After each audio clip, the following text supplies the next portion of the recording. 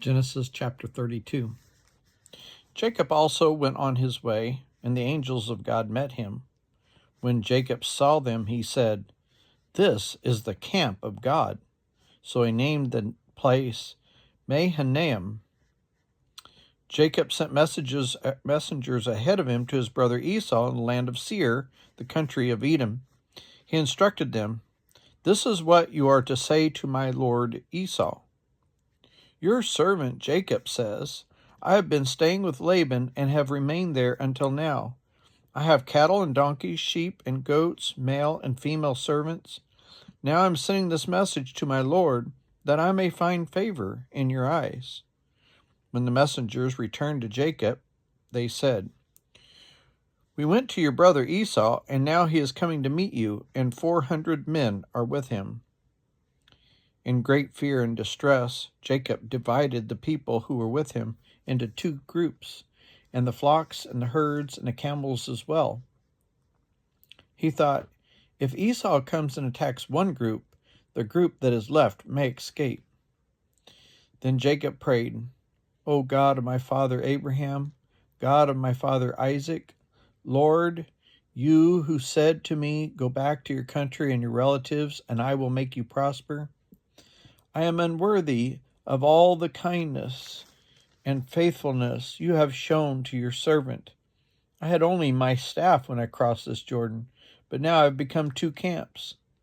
Save me, I pray, from the hand of my brother Esau, for I am afraid he will come and attack me, and also the mothers with their children. But you have said, 'I will surely make you prosper, and will make your descendants like the sand of the sea, who cannot be counted.'" He spent the night there, and from what he had with him, he selected a gift for his brother Esau: 200 female goats and 20 male goats, 200 ewes and 20 rams, 30 female camels and their young, 40 cows and 10 bulls, and 20 female donkeys and 10 male donkeys. He put them in the care of his servants, each herd by itself, and said to his servants, "Go ahead of me and keep some space between the herds." He instructed the one to lead. "When my brother Esau meets you and asks, 'Who do you belong to, and where are you going, and who owns all these animals in front of you?'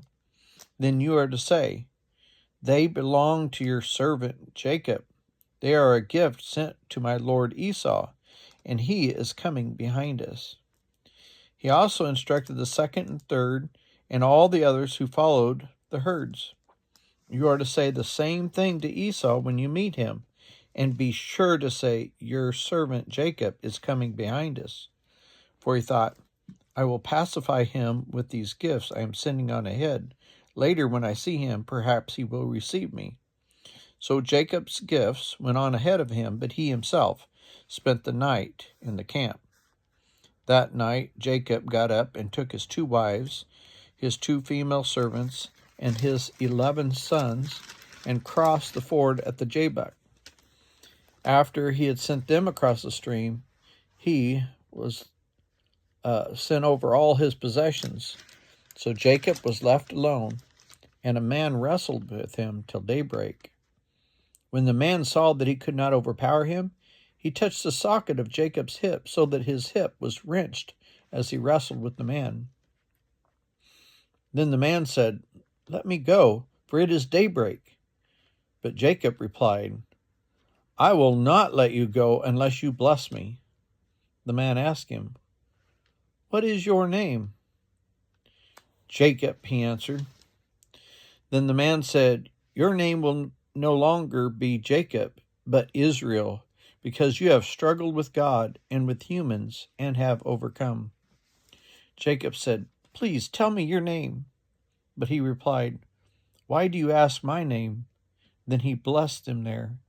So Jacob called the place Peniel, saying, "It is because I saw God face to face, and yet my life was spared." The sun arose above him as he passed Peniel, and he was limping because of his hip. Therefore, to this day, the Israelites do not eat the tendon attached to the socket of the hip, because the socket of Jacob's hip was touched near the tendon.